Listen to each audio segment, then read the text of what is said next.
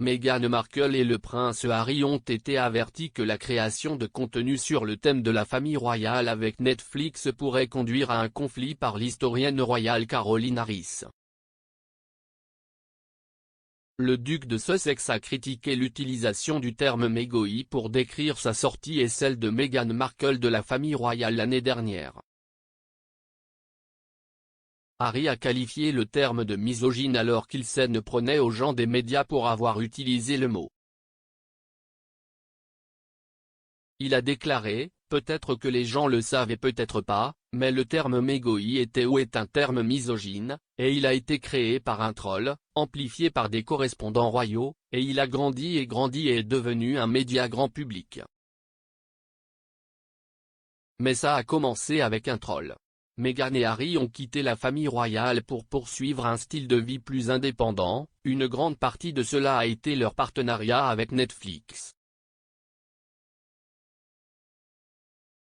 Les Sussex ont attiré l'attention de beaucoup l'année dernière lorsqu'ils ont annoncé un accord de 112 millions de livres sterling avec le géant du streaming. Le couple n'a pour l'instant annoncé que 2 émissions Netflix depuis son partenariat avec le service de streaming. Harry a confirmé son premier projet pour l'entreprise en mars, une série documentaire sur les Jeux Invictus. Quelques mois plus tard, Meghan a annoncé qu'elle assumerait le rôle de productrice exécutive aux côtés du mari d'Elton John, David Furnish, pour créer une nouvelle série animée, Pearl. Le duc et la duchesse n'ont annoncé aucune intention de créer du contenu royal avec Netflix, ce qui, selon l'historienne royale Caroline Harris, provoquerait des conflits au sein de la famille. Elle a déclaré à CNBC en septembre 2020, « Si Harry et Meghan produisaient du contenu concernant la famille royale, cela pourrait conduire à un conflit. Mais s'ils produisent des programmes axés sur leurs intérêts philanthropiques, similaires au récent documentaire Disney Éléphant raconté par Meghan, il est peu probable qu'il y ait un conflit avec la famille royale. » L'expert britannique en relations publiques Mark Borkowski était positif quant au potentiel du partenariat avec Netflix, affirmant qu'il pourrait être le filon maternel pour le couple. Il a déclaré à CNBC, « Si est une affaire fantastique pour Netflix et une affaire phénoménale pour l'ex-couple royal. S'ils réussissent, s'ils s'entourent des meilleures personnes. Cela pourrait être leur fil conducteur. » Penny Junor, auteur de Prince Harry, Brother, Soldier, Son, a également rendu son verdict, affirmant que le partenariat pourrait les aider à prendre des initiatives positives.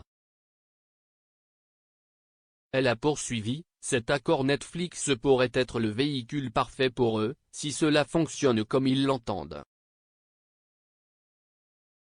Harry et Meghan ont toujours dit qu'ils voulaient rendre le monde meilleur. Si est l'une des choses qui les a réunis en premier lieu, et en tant que membres actifs de la famille royale, ils étaient idéalement placés pour le faire.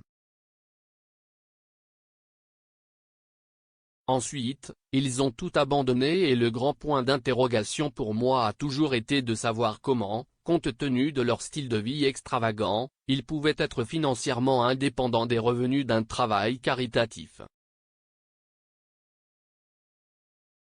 Madame Junor a émis des doutes sur le type de programmation qu'ils ont l'intention de produire et si elle obtiendra le genre de chiffre d'audience que Netflix voudra vraisemblablement pour ce genre d'argent.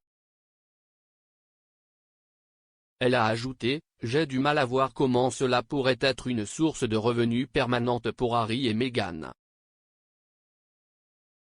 Madame Harris a également souligné à quel point le prince Édouard a rencontré des difficultés avec un projet télévisé. Elle a déclaré, « Le prince Édouard a relevé le défi d'équilibrer son rôle de membre senior de la famille royale avec la direction d'une société de production télévisuelle, alors que Harry et Meghan ont déjà pris du recul. »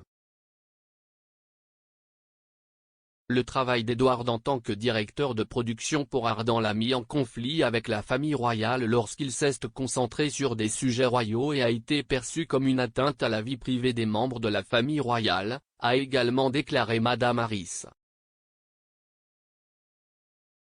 En 2001, Edward a fait la une des journaux pour toutes les mauvaises raisons lorsque sa société de production a été surprise en train de filmer à l'université de St Andrews, après qu'un accord de ne pas filmer à l'université Prince William ait été mis en place.